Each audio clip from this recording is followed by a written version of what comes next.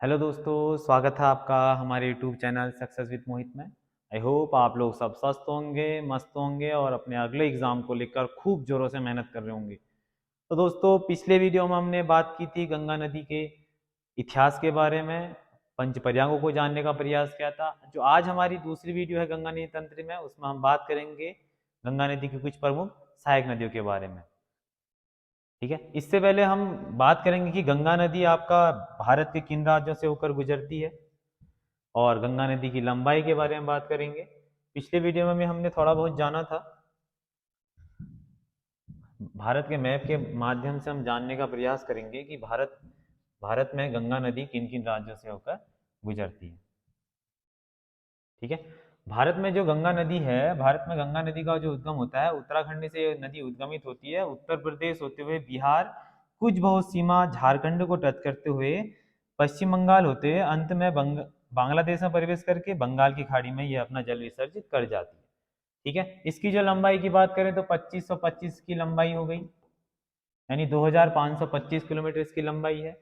पहला राज्य उत्तराखंड, दूसरा उत्तर प्रदेश, तीसरा बिहार, चौथा झारखंड, पांचवा पश्चिम बंगाल और अंत में ये बांग्लादेश में प्रवेश करती है। ठीक है, देख रहे होंगे आप लोग कि मैप में भी पता चल रहा होगा कि भारत में ये सबसे ज्यादा जो बहती है वो उत्तर प्रदेश में बहती है। ठीक है, उत्तर के विशाल मैदान के लिए गंगा नदी काफी महत्वपूर्ण मानी जाती है। साथ ही साथ जब गंगा नदी पश्चिम बंगाल में पहुंचती है तो यहाँ पर एक बैराज है, फरक्का बैराज। यहाँ पर गंगा दो धाराओं में विभक्त हो जाती है। जो मुख्य धारा देख रहे हो आप लोग, इसको बोलते हैं पद्मा। बांग्लादेश में जो जाती है उसको बोलते हैं पद्मा। और जो एक धारा नीचे की तरफ आ रही है, ये इसको बोलते हैं आपका हुगली। ठीक है, यहाँ पर एक बैराज बताया मैंने जिसको बोलते हैं फरक्का बैराज। ठीक है, इसको याद रखना आप लोग, फरक्का बैराज यहाँ पर लिख भी लो। फरक्का बैराज पश्चिम बंगाल में है। ठीक है, हुगली आप अंत में आपका गंगा सागर द्वीप में अपना जल विसर्जित कर देती है और यहाँ से ये जो पद्मा है वो बंगाल की खाड़ी में जल विसर्जित करती है। ठीक है, अब इसके बारे में भी थोड़ा बहुत जानते हैं। जब ऊपर से एक नदी और आती है, ठीक है, यहाँ से एक नदी आती है जिसको बोलते हैं आपका, यहाँ से एक नदी आती है जिसको बोलते हैं आपका ब्रह्मपुत्र। ब्रह्मपुत्र नदी आपका अरुणाचल प्रदेश, असम बहते हुए अंत में यह गंगा से मिल जाती है। ठीक है, आपने यह शाखा का नाम लिखा पद्मा। ठीक है, ब्रह्मपुत्र नदी जब आपका बांग्लादेश में प्रवेश करती है तो इसको बोलते हैं जमुना। और जब पद्मा और जमुना का आपस में संगम होता है तो यह नदी कहलाती है आपका मेघना। याद रखना, ब्रह्मपुत्र की जो आपका एक जिसको जमुना नाम से जाना जाता है, पद्मा जो गंगा है। ठीक है, इन दोनों का जब मिलन होता है तो एक धारा बनती है, उसको मेघना, और मेघना अंत में बंगाल की खाड़ी में अपना जल विसर्जित करती है। ठीक है, अब गंगा को हम दो तरीके से पढ़ने का प्रयास करेंगे इनकी सहायक नदियों को। ठीक है, एक सहायक नदी है जो आपका गंगा में ऊपर की ओर से अपना जल विसर्जित कर रही है। ठीक है, यहाँ की तरफ से। एक आपका नीचे की तरफ से। ऊपर वाली आपका बाई सहायक नदियां होंगी और नीचे वाली दाई सहायक नदियां होंगी, क्योंकि गंगा बह रही है पूर्व की तरफ। अगर मैं पूर्व की ओर चलूं तो मेरा ये वाला जो मार्कर वाला हाथ है वो आपका दायां हाथ होगा और ऊपर वाला बायां हाथ होगा। इसलिए ऊपर से जो नीचे की तरफ नदियां मिलेंगी वो बाई सहायक नदियां होंगी और जो नीचे से ऊपर की ओर मिलेंगी वो दाई सहायक नदियां होंगी। तो इसको आप डायग्राम के माध्यम से पढ़ने का प्रयास करेंगे। ठीक है, साथ ही साथ आप लोग भी बनाते रहिएगा। ठीक है, पहले बनाते हैं हम गंगा की शाखा। पंचपर्याग को आपको मैं पहले पढ़ा चुका हूँ। ठीक है, ये आपकी गंगा है। तो थोड़ा लंबा करें।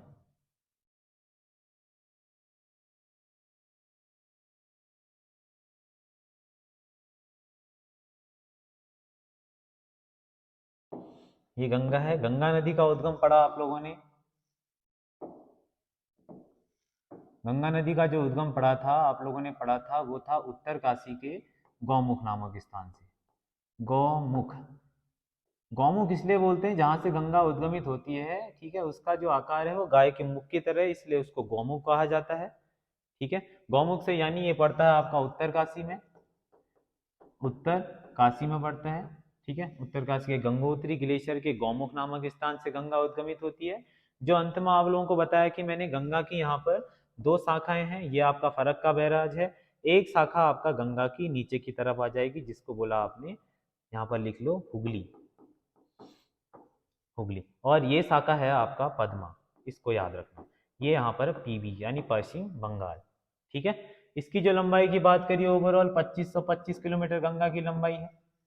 ठीक है, 5 राज्यों से बही। पहला राज्य आपका उत्तराखंड, दूसरा उत्तर प्रदेश, तीसरा आपका बिहार, फिर उसके बाद आपका झारखंड कह लो। ठीक है, और झारखंड के बाद आप लिख लो पश्चिम बंगाल। ठीक हो गया, तो 5 राज्य हैं जहां से गंगा उद्गमित मतलब बहती है आपका। इसकी अब ऊपर से सहायक नदियां पढ़ेंगे। पंचप्रयाग हम पहले पढ़ चुके हैं, पंचप्रयागों में आप लोगों ने पढ़ा, पंचप्रयागों में पढ़ा आप लोगों ने। पहला प्रयाग आपका यहाँ से विष्णु प्रयाग, यहाँ से नंद प्रयाग, यहाँ से कर्ण प्रयाग, यहाँ से पढ़ा आप लोगों ने रुद्र प्रयाग, और यहाँ से एक जो सहायक नदी है भागीरथी, ये आपका, ये आपकी अलकनंदा है। अलकनंदा कॉमन होगी सब में पंचप्रयागों में, और जब ये भागीरथी का संगम होता है तो यहाँ से जो शाखा बनती है इसको बोलते हैं हम आपका गंगा। अगर आपने ये नहीं पढ़ा है तो हमने पहली वीडियो डाल रखी है, आप इसको आप देख सकते हैं। ठीक है, बिना उसे देखे आपको समझ में आएगा नहीं। ठीक है, तो पहले उस वीडियो को देखिए, बाद में इसको देखिएगा। ठीक है, अब ऊपर से जो बाई सहायक नदियां पढ़ते हैं, इसकी पहली जो सहायक नदी होगी वो होगी आपका पहली सहायक नदियां। ठीक है, इसको यहाँ पर नोट करिएगा। पहली जो सहायक नदी है वो रामगंगा नदी। रामगंगा जो नदी है, रामगंगा नदी का उद्गम होता है मध्य हिमालय में दूधातोली के पठार से। याद रखना, दूधातोली का पठार, दूधातोली का पठार से आपका रामगंगा नदी उद्गमित होती है, दूधातोली। ठीक है, यहाँ से उद्गमित होती है, और यह उत्तराखंड उत्तर प्रदेश बहते हुए अंत में कन्नौज के समीप यह नदी गंगा से मिल जाती है। कन्नौज के समीप यह नदी गंगा से मिल जाती है। उसके बाद जो दूसरी सहायक नदी है वो है आपका गोमती नदी। गोमती नदी का जो उद्गम होता है वो होता है आपका, आपने पीलीभीत जगह सुनी होगी, उत्तर प्रदेश में पड़ती है। पीलीभीत में एक आपका झील है जिसको बोलते हैं फुलहर झील। फुलहर झील से आपका ये गोमती नदी उद्गमित होती है, और आगे जाकर आपका यह नदी गाजीपुर में आपका गंगा से मिल जाती है। ठीक है, गोमती नदी एक ऐसी नदी है गंगा की जो आपका मैदानी, एकमात्र ऐसी नदी है जो मैदान से उद्गमित होती है। इसको याद रखिएगा, गोमती नदी गंगा की एकमात्र ऐसी सहायक नदी है जिसका उद्गम कहाँ से होता है, मैदान से होता है। ठीक है, आगे जाकर ये गाजीपुर में मिल जाती है गंगा से। उसके बाद जो अगली सहायक नदी है वो है आपका घाघरा नदी। घाघरा नदी का जो उद्गम होता है वो तिब्बत से होता है। तिब्बत के आपका मापचा चुंग ग्लेशियर, मापचाचुंगा ग्लेशियर से यह नदी उद्गमित होती है। ठीक है, घाघरा नदी का जो उद्गम होता है मापचाचुंगा ग्लेशियर से होता है। ठीक है, और अंत में यह नदी बिहार के छपरा नामक स्थान पर गंगा से मिल जाती है। याद रखना, बिहार के छपरा नामक स्थान से गंगा से मिल जाती है। ठीक है, आपने ये नदी का नाम लिखा, कौन सी, ये गोमती हो गई, ये आपका रामगंगा हो गई, ये आपका है कौन सी, घाघरा नदी। घाघरा नदी। जो अगली नदी होगी वो होगी आपका गंडक नदी। गंडक नदी का जो उद्गम होता है वो दो धाराओं में होता है आपका। ठीक है, दो धाराओं से मिलकर बनती है गंडक नदी। एक आपका काली गंडक, और दूसरा है आपका त्रिशूल गंडक। जब ये दोनों नदियां आपस में मिलती हैं तब आपका यहाँ से जो बनती है ये नदी, एक धारा जिसको बोलते हैं गंडक नदी। ठीक है, गंडक नदी आपका जो, ठीक है, इसको नेपाल से उद्गमित होती है ये। ठीक है, नेपाल में इस नदी को नारायणी के नाम से भी जाना जाता है, नारायणी नदी के नाम से भी जाना जाता है। ये मोस्ट इंपॉर्टेंट है, इसको याद रखिएगा। ठीक है, किस नदी को नेपाल में नारायणी नदी के नाम से जाना जाता है, तो आपका कौन सी नदी है, गंडक नदी। गंडक नदी जब आपका चंपारण जिले में बिहार में प्रवेश करती है, चंपारण जिले में बिहार में प्रवेश करती है, तो प्रवेश करने के बाद कुछ दूरी पर यह सोनपुर बिहार में यह नदी आपका गंगा से मिल जाती है। ठीक है, उसके बाद अन्य जो एक अगली सहायक जो नदी है वो है आपका, यहाँ पर गंडक लिख दी, गंडक के बाद आपकी जो नदी है वो है आपका कोसी नदी। आपने कोसी नदी के बारे में सुना होगा कि इसको बिहार का शोक कहा जाता है। ठीक है, कोसी जो नदी है आपका वो आपका नेपाल और तिब्बत से 7 धाराओं से उद्गमित होती है, इसलिए इसको सप्तकोसी नदी के नाम से भी जाना जाता है, कोसी नदी को। इसकी जो एक मुख्य जो धारा है आपका, जिसको अरुण धारा कहते हैं, उसका जो उद्गम होता है वो आपका होता है गोसाई थान नामक स्थान से। कहीं कहीं ये भी लिख दिया जाता है कि कोसी नदी का उद्गम होता है गोसाई थान से। गोसाई थान से उद्गमित नहीं होती है। कोसी की जो मुख्य शाखा है आपका अरुण धारा, उसका उद्गम होता है आपका गोसाई थान से। ठीक है, आपका इसको सप्तकोसी नदी भी कहते हैं, सप्तकोसी नदी, क्योंकि 7 धाराओं में बहती है। बिहार में प्रतिवर्ष बाढ़ लाने का कारण ही आपका कोसी नदी है, इसको आप याद रखिएगा, इसलिए इसको बिहार का शोक भी कहते हैं। इसकी मुख्य धारा लिखी है आपने अरुण धारा। अरुण धारा का जो उद्गम होता है आप लोगों ने लिख दिया वो, ठीक है, कहाँ, गोसाई थान से। आगे जाकर यह नदी भागलपुर बिहार में मिल जाती है गंगा के साथ। उसके बाद जो इसकी अंतिम सहायक नदी है ऊपर बाईं ओर से मिलने वाली, वो है आपका महानंदा। महानंदा, जो महानंदा नदी है, महानंदा नदी का उद्गम होता है दार्जिलिंग की पहाड़ियों से, दार्जिलिंग की पहाड़ियों से। ठीक है, और आगे जाकर यह जो नदी है वो आपका बांग्लादेश में मिलती है पद्मा शाखा के साथ। ठीक है, गोदावरी नामक स्थान है, गोदावरी नामक स्थान पर आपका जो महानंदा नदी है, ठीक है, वो आपका बांग्लादेश में पद्मा शाखा के साथ मिल जाती है। ठीक है, ये कुछ आपकी ऊपर से मिलने वाली नदियां थी। पहले आपने रामगंगा पढ़ी दूधातोली पठार से, फिर आपका गोमती नदी फुलहर झील से, उसके बाद आप लोगों ने पढ़ी घाघरा नदी जो छपरा बिहार में मिल जाती है। ठीक है, गंडक नदी सोनपुर बिहार में मिल जाती है। उसके बाद कोसी नदी आपका भागलपुर बिहार में मिल जाती है।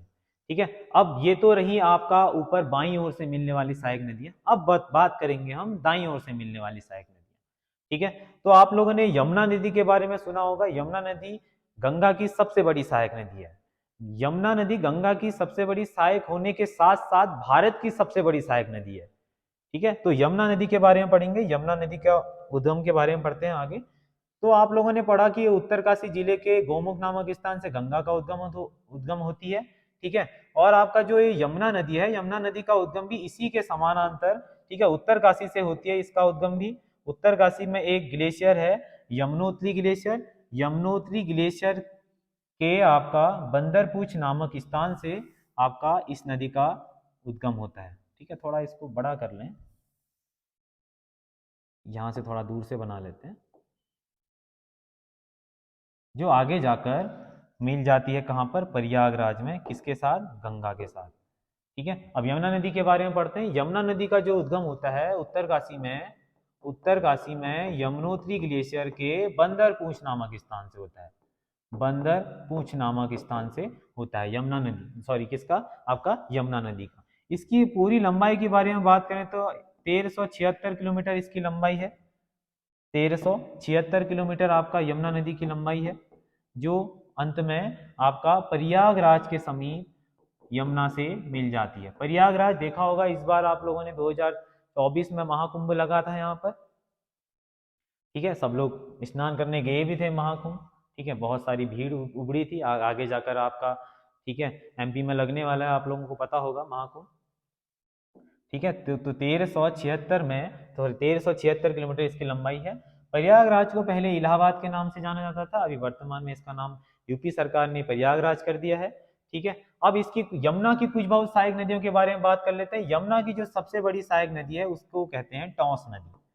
टॉस नदी का उद्गम होता है उत्तर का आपका रूपिम सुपिम ग्लेशियर से, जो आगे जाकर देहरादून के समीप मिल जाती है आपका यमुना से, इसकी सबसे बड़ी सहायक। उसके बाद एक सहायक नदी है हिंडन नदी। हिंडन नदी का उद्गम भी होता है आपका सहारनपुर की पहाड़ियों से, सहारनपुर की पहाड़ियों से। ठीक है, जो आगे जाकर गाजियाबाद गाजियाबाद में आपका यमुना से मिल जाती है। कौन सी नदी, हिंडन नदी। ठीक है, उसके बाद जो इसकी सबसे इंपॉर्टेंट जो नदी कहेंगे वो है आपका चंबल नदी। चंबल नदी का जो उद्गम होता है एमपी में महू जिले की जनापाव पहाड़ियों से, जनापाव पहाड़ी से ये आपका चंबल नदी उद्गमित होती है। आप लोगों ने चंबल के डाकू जरूर सुने होंगे, पान सिंह तोमर मगर आप भूमि देखी होगी। चंबल नदी अपने बीहड़ के लिए जानी जाती है। भारत में एक इसको अध्यारोपित नदी भी कहते हैं, सर्वाधिक बीहड़ बनाने वाली नदी। बीहड़ मतलब होता है समतल जमीन को जब कोई नदी काटते हुए चलती है, और जब मैदान को काटती है तो वो बिल्कुल गहरी नालियों की तरह बना देती है।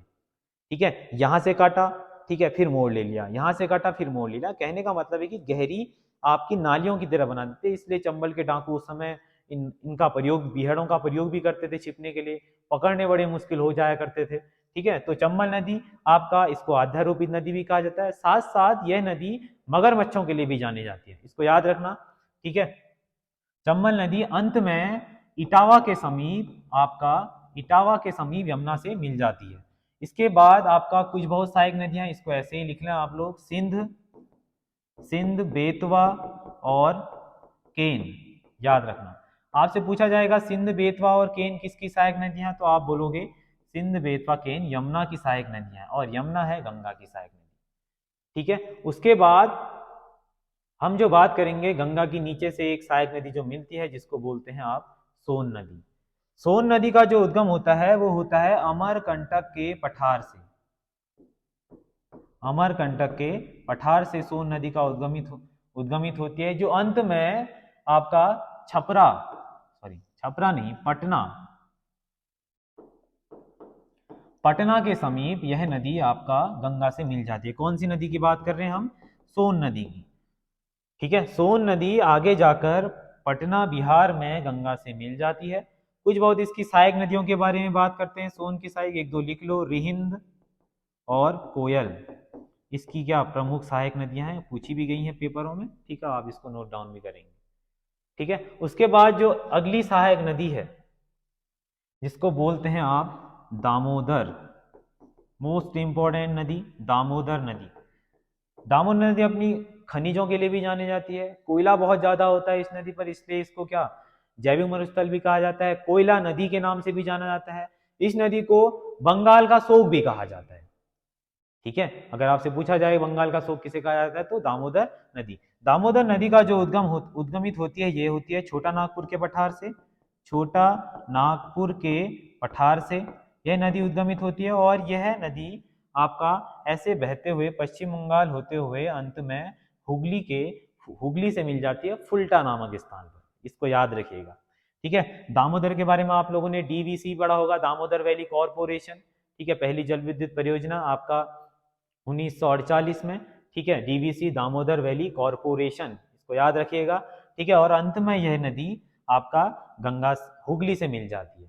ठीक है, और आप देख रहे हो कि जो ये अंत में जो आपका यह नदी है, ठीक है, ये तो आपका पद्मा है, और यहाँ से जब एक शाखा और आएगी जिसको बोलते हो आप, ठीक है, जमुना, और जमुना और पद्मा का जब संगम होगा तो एक शाखा बनती है जिसको बोलते हैं मेघना, और मेघना अंत में बंगाल की खाड़ी में अपना जल विसर्जित कर देती है। ठीक है, उत्तर के विशाल मैदान में, ठीक है, भारत का जो इसको अन्न भंडार भी कहा जाता है, क्योंकि बहुत सारा खनिज होता है, जिसमें उत्तर प्रदेश का क्षेत्र, उत्तराखंड का नीचे की तराई, ठीक है, बहुत सारे, गंगा आपका भारत के इकोनॉमी के लिए भी बहुत क्या इंपॉर्टेंट नदी है। ठीक है, आप लोग एक बार इसको देख लीजिएगा। ठीक है, इसका एक बार स्क्रीनशॉट लीजिए। ठीक है, और इसको आप नोट डाउन करिएगा।